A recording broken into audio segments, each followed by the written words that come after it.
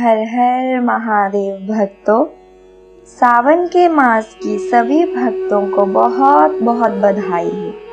श्रावण मास में भगवान शिव को प्रसन्न करने के कई मार्ग हैं और उन्हीं में से एक बड़ा ही दिव्य मार्ग है श्रावण मास की कथा का श्रवण करना। आज हम उसी श्रावण मास महात्म्य का श्रवण करेंगे। इस वीडियो में हम श्रावण मास की कथा के 7वें अध्याय का श्रवण करेंगे। भगवान शिव की कृपा सभी भक्तों पर बनी रहे। आइए कथा में प्रवेश करें। 7वां अध्याय।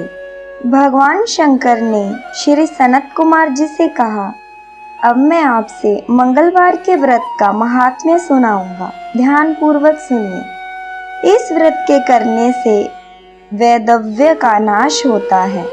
विवाहोत्तर 5 वर्ष तक इस व्रत को करना चाहिए। इस व्रत का नाम मंगला गौरी व्रत है। यह व्रत ताप का नाश करने वाला है। विवाह के पश्चात पहले मंगलवार के दिन इस व्रत को आरंभ करना चाहिए। पुष्प मंडप का निर्माण करके उसे कदली स्तंभों से शोभित करना चाहिए। उसे अनेक प्रकार के सुंदर वस्त्रों तथा फलों से सजाना चाहिए। मंडप में देवी की सोने की प्रतिमा बनवाकर स्थापित करनी चाहिए। यदि सोने की प्रतिमा बनवाने की शक्ति न रखता हो तो अपनी शक्ति के अनुसार किसी अन्य धातु की प्रतिमा बनवाकर स्थापित करनी चाहिए। इसके बाद उस प्रतिमा का अर्चन करना चाहिए। उस मंगला गौरी की प्रतिमा का 16 उपचारों तथा 16 दुर्भ दलों से और 16 चिड़चिड़ा दलों से, 16 चावल तथा 16 चने की दाल के दानों से अर्चन करना चाहिए। 16 बत्तियों का एक दीपक होना चाहिए अथवा 16 दीप जलाकर भक्ति द्वारा दही तथा चावलों का नैवेद्य समर्पण करना चाहिए। देवी जी की मूर्ति के पास सिल लौड़ा रखना चाहिए। इस तरह 5 वर्ष तक व्रत करना चाहिए। फिर उद्यापन करके माता को वायना देना चाहिए। अब वायना के संबंध में सुनिए। मंगला गौरी की 1 पल सोने की प्रतिमा बनवानी चाहिए या आधे पल या आधे से आधे पल की प्रतिमा बनवानी चाहिए। अपनी शक्ति के अनुसार सोने अथवा चांदी के घड़ों को चावलों से भरना चाहिए। उस घड़े के ऊपर पहनने के कपड़े या चोली रखनी चाहिए। उसके ऊपर मंगला गौरी की प्रतिमा रखनी चाहिए। देवी के नजदीक, जैसे कि मैं ऊपर भी कह चुका हूँ, सिल लौड़ा रखना चाहिए। यह सिल लौड़ा चांदी का होना चाहिए। इस प्रकार माता के लिए वायना देना चाहिए। फिर 16 सुहागन ब्राह्मणियों को भोजन करवाए। हे सनत कुमार, इस प्रकार व्रत करने से 7 जन्म तक अटल सौभाग्य तथा पुत्र पौत्र एवं संपत्ति आदि सब अपने आप ही प्राप्त हो जाया करते हैं।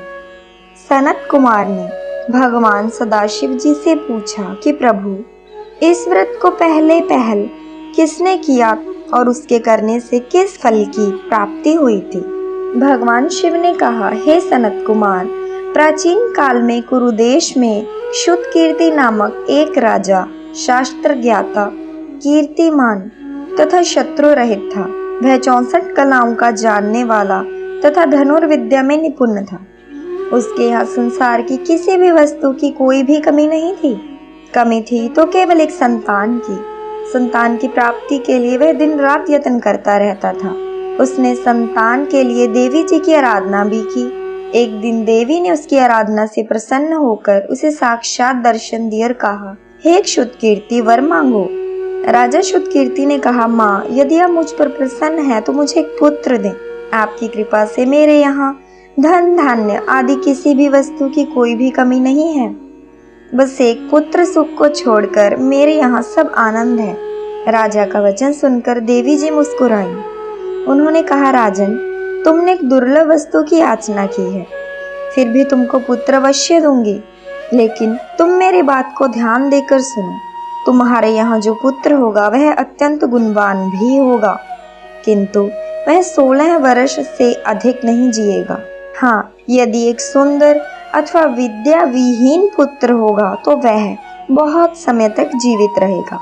देवी जी की बात सुनकर राजा चिंताग्रस्त हो गया।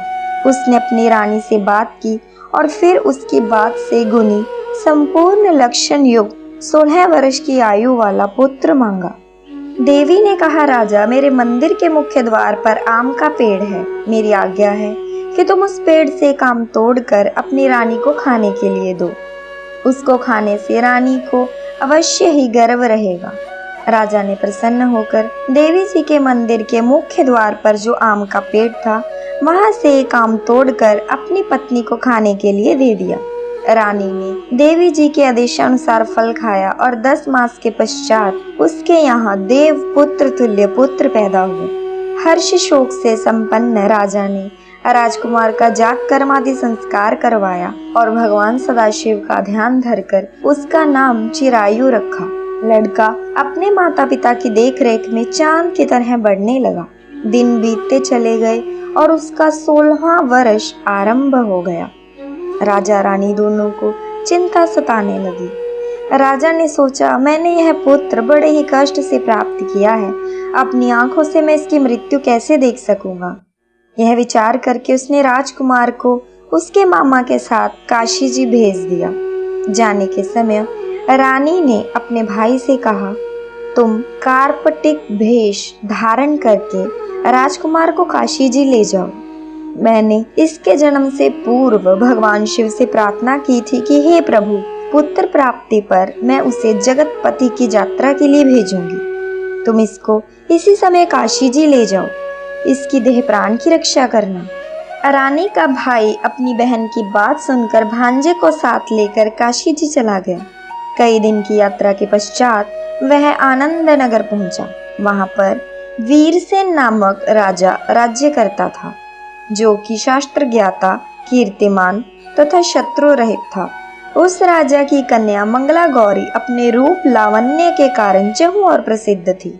मानो वह राजकुमारी आकाश के चांद की तुलना में धरती का चांद थी। जिस समय राजकुमार चिरायु तथा उसका मामा आनंद नगर में शहर से बाहर के शाही बगीचे में पहुंचे, उस समय राजकुमारी मंगला गौरी अपनी सखी सहेलियों के साथ खेल रही थी।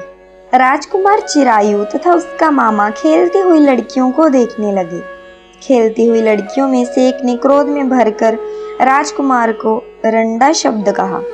उस बालिका को क्रोधित और दुर्वचन कहते देखकर राजकुमारी ने उस बालिका से कहा, हे सखी, तुम दुर्वचन क्यों कहती हो? मेरे संग अयोग्य वाणी बोलने वाली कोई भी स्त्री नहीं है।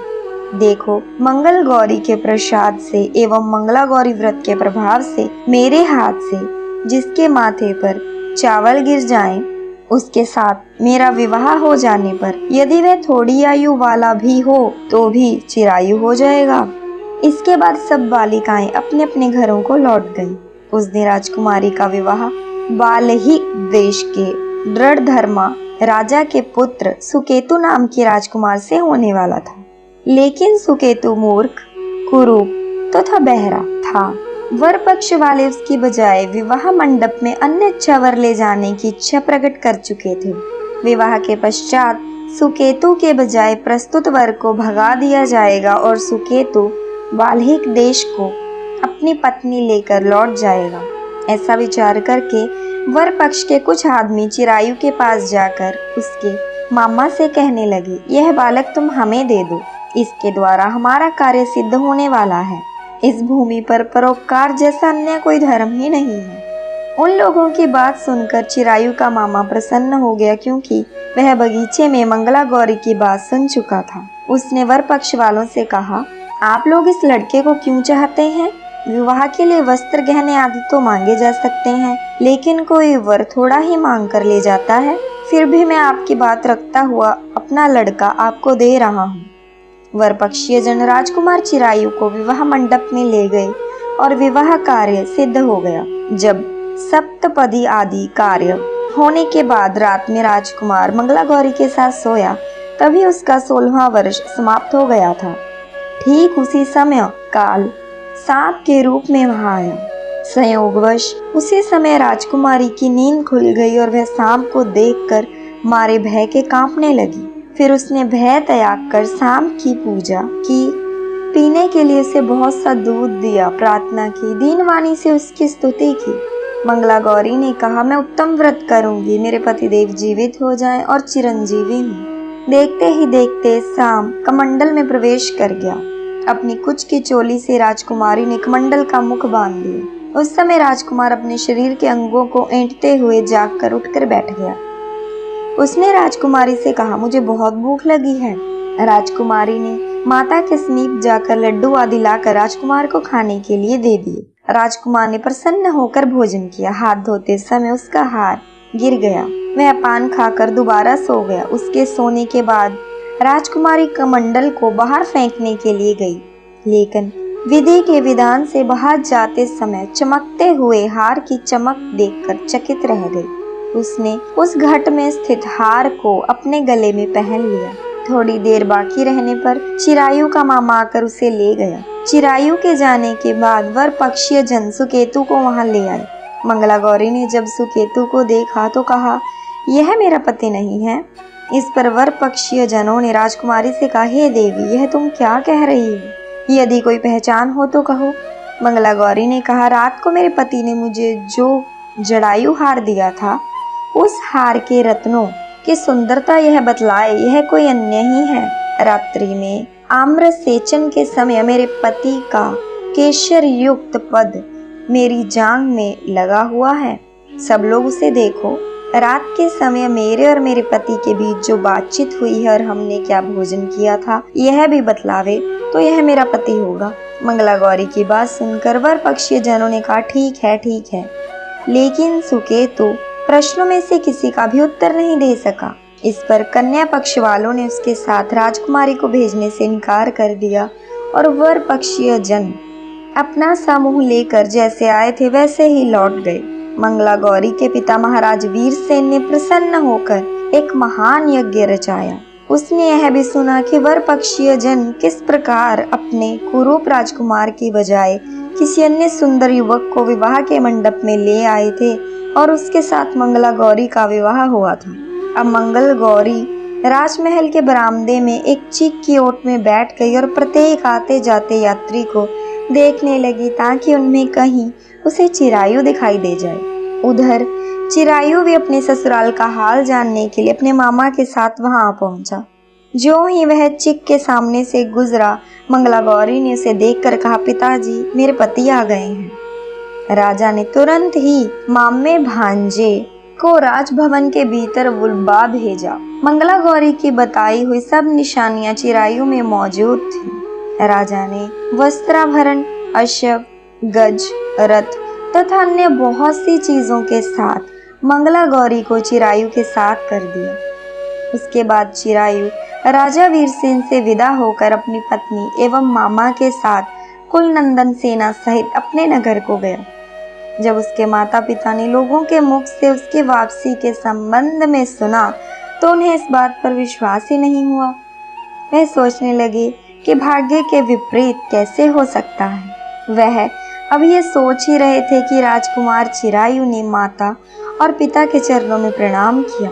माता ने उसका सिर चूमा और उसके आनंद का कोई पारावार न रहा। फिर उसने पुत्र वधू को अपनी गोदी में बिठाकर उससे बहुत सारा प्यार किया, उससे सारा हालचाल पूछा। भगवान शंकर बोले, हे महामुनि, मंगला गौरी ने उसको व्रत महात्म्य तथा पिछला समस्त घटनाक्रम बतलाया। हे सनत कुमार, मंगला गौरी के कारण ही तभी से यह व्रत मंगल गौरी के नाम से प्रसिद्ध हुआ। इसे जो कोई भी सुनेगा अथवा इसका कीर्तन करेगा, उसके सभी मनोरथ सिद्ध हो जाएंगे, इसमें संशय ही नहीं है। श्री सूत जी बोले, हे ऋषिगणों, भगवान शंकर ने सनत कुमार जी से इस व्रत को कहा और वह इस कार्य की सिद्धि वाले व्रत को सुनकर गदगद हो गए।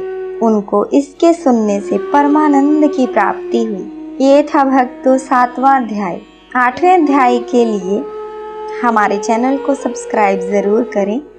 भगवान शिव की कृपा सब पर बनी रहे। हर हर महादेव।